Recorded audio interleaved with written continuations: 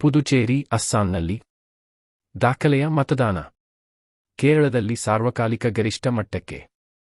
ಗುರುವಾರ ಏಪ್ರಿಲ್ 9 ನಡೆದ ವಿಧಾನಸಭಾ ಚುನಾವಣೆಯಲ್ಲಿ ದಾಖಲೆಯ ಮತದಾನ ದಾಖಲಾಗಿದ್ದು, ಅಸ್ಸಾಂನಲ್ಲಿ ಶೇಕಡ 85.9 ಮತ್ತು ಪುದುಚೇರಿಯಲ್ಲಿ ಶೇಕಡ 89.87 ಮತದಾನವಾಗಿದ್ದು, 2016ರಲ್ಲಿ ರಾಜ್ಯಕ್ಕೆ ಶೇಕಡ 84.67 ಮತ್ತು 2011ರಲ್ಲಿ ಕೇಂದ್ರಾಡಳಿತ ಪ್ರದೇಶದಲ್ಲಿ ಶೇಕಡ 86.19ರಷ್ಟು ಮತದಾನವಾಗಿದೆ ಎಂದು INEP ತಿಳಿಸಿದೆ. INEP ಪ್ರಕಾರ ಕೇರಳದಲ್ಲಿ ಶೇಕಡ 78.27ರಷ್ಟು ಹೆಚ್ಚಿನ ಮತದಾನವಾಗಿದೆ.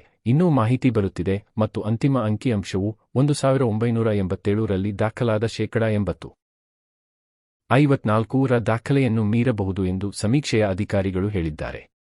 ಗುರುವಾರದ ಮತದಾನದಲ್ಲಿ 300 ವಿಧಾನಸಭಾ ಕ್ಷೇತ್ರಗಳು ಪಣಕ್ಕಿಟ್ಟಿದ್ದವು. ಇದರಲ್ಲಿ ಅಸ್ಸಾಂ, ಕೇರಳ ಮತ್ತು ಪುದುಚೇರಿಯಲ್ಲಿ 296 ಸ್ಥಾನಗಳು ಸೇರಿವೆ. ಒಟ್ಟು 5.31 ಕೋಟಿಗೂ ಹೆಚ್ಚು ಮತದಾರರಿದ್ದಾರೆ. ಅವರೆಲ್ಲರೂ ಮತದಾರರ ಪಟ್ಟಿಯ ವಿಶೇಷ ತೀವ್ರ ಪರಿಷ್ಕರಣೆ (SIR) ಮೂಲಕ ಪರಿಶೀಲಿಸಲ್ಪಟ್ಟಿದ್ದಾರೆ. ಕರ್ನಾಟಕ, ನಾಗಾಲ್ಯಾಂಡ್ ಮತ್ತು ತ್ರಿಪುರಾದಲ್ಲಿ 4 ಸ್ಥಾನಗಳಲ್ಲಿ ಉಪಚುನಾವಣೆಗಳು ನಡೆದವು. ಮೇ 4ರಂದು ಎಣಿಕೆ ನಡೆಯಲಿದೆ.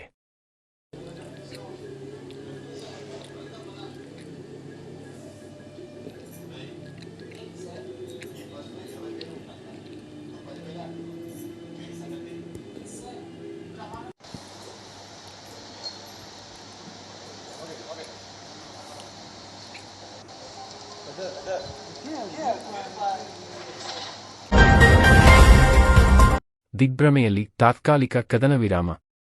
ಕದನ ವಿರಾಮ ಘೋಷಿಸಿದ ಕೆಲವೇ ಗಂಟೆಗಳ ನಂತರ ಇಸ್ರೇಲ್ ಮತ್ತು ಹೆಜ್ಬೊಲ್ಲಾ ಬೈರುತ್ ಮೇಲೆ ಇಸ್ರೇಲ್ ನಡೆಸಿದ ತೀವ್ರವಾದ ಬಾಂಬ್ ದಾಳಿ, ಹಾರ್ಮುಜ್ ಜಲಸಂಧಿಯ ಮೇಲೆ ಟೆಹ್ರಾನ್ನ ನಿರಂತರ ಹಿಡಿತ ಮತ್ತು ಸಂಧಾನಕಾರರು ಇತರ ಹಲವಾರು ವ್ಯತ್ಯಾಸಗಳ ಬಗ್ಗೆ ಸಾಮಾನ್ಯ ನೆಲೆಯನ್ನು ಕಂಡುಕೊಳ್ಳಬಹುದೇ ಎಂಬ ಅನಿಶ್ಚಿತತೆಯ ಹಿನ್ನೆಲೆಯಲ್ಲಿ ಇರಾನ್ ಯುದ್ಧದಲ್ಲಿ ತಾತ್ಕಾಲಿಕ ಕದನ ವಿರಾಮ ಗುರುವಾರ ದಿಗ್ಭ್ರಮೆಗೊಂಡಿತು.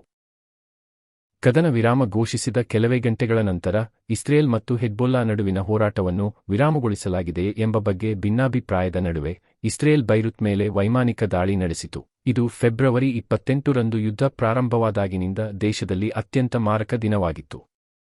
ಕದನ ವಿರಾಮ ಘೋಷಣೆಯ ನಂತರ ವಿಜಯ ಘೋಷಿಸಿದ ಇರಾನ್ ಮತ್ತು ಅಮೆರಿಕ ಪರಸ್ಪರ ಒತ್ತಡ ಹೇರಲು ಪ್ರಯತ್ನಿಸುತ್ತಿರುವಂತೆ ಕಂಡುಬಂದವು.